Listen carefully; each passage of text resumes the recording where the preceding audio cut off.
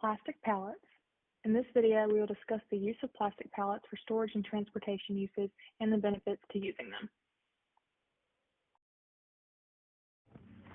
The main opposition to our plastic pallets are going to be wooden pallets, since that is the material most commonly used when making pallets.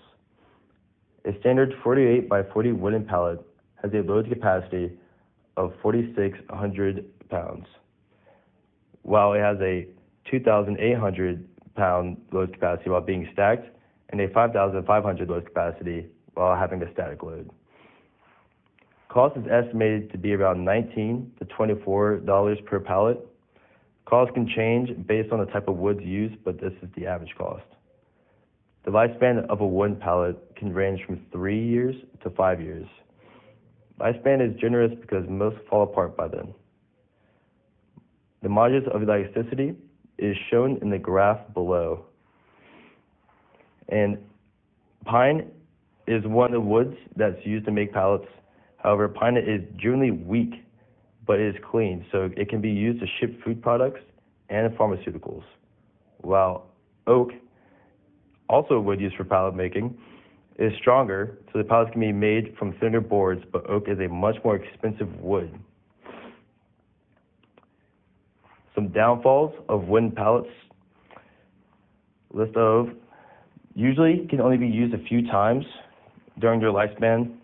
Most wooden pallets fall apart as there are only a few uses, which causes companies to have to buy more.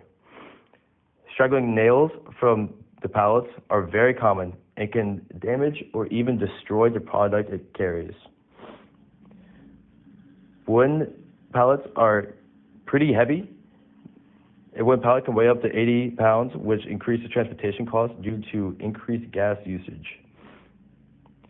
Wood is susceptible to moisture, which can destroy the wooden pallet much faster. Wood often becomes a home to rodents and termites, which can destroy a pallet. The material we chose to use for our pallets is polypropylene. Polypropylene is derived meaning many propylene molecules, or repeating methylene, CH2, with carbon and hydrogen atoms. This is achieved through polymerization or chain group using free radicals. The most common methods to manufacture polypropylene are injection, thermoforming, blowing, compression, and rotational molding. The most common out of those would be thermoforming. To thermoform polypropylene, it has to be heated up at a temperature around 500 degrees Fahrenheit so that it's malleable. Then it is fitted to a pallet mold, which can be done through vacuum thermoforming, and then it is cooled to a temperature at which it will retain the shape of the mold. The properties of polypropylene. It has around a 30 to 60% crystallinity. This high crystallinity is a reason for most of its properties, including its high density, high strength, and its resistance to heat. Its tensile strength is 4,800 psi.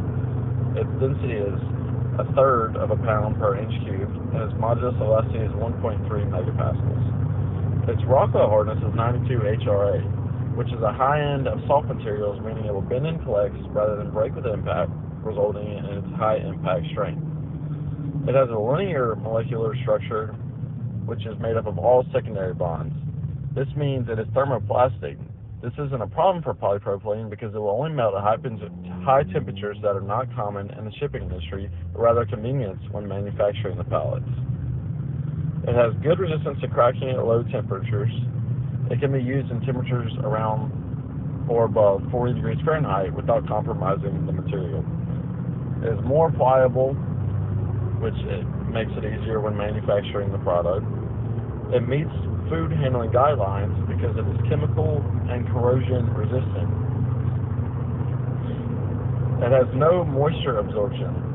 It will only absorb around 0.01% of its weight, which makes it good for humid conditions. Polypropylene pallets. The weight of these pallets would be approximately 15 pounds. The cost would be around $90.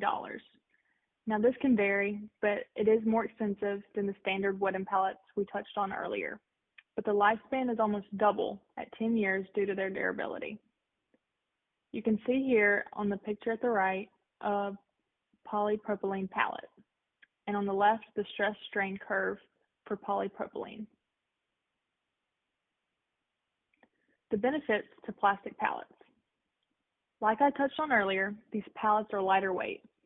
They are more robust, which allows them to last much longer. The uniformness of these pallets makes them ideal for automated processes, causing less disruptions and downtime for companies, which is huge. The plastic is smooth and water resistant, which is more hygienic for sterilized environments where moisture, fungi, and mold are not needed. This makes them very versatile for carrying different products because of their cleanliness. They also take up less space and are easily stored when not in use, as you can see in the picture on the right. At the end of their lifespan, they can also be recycled.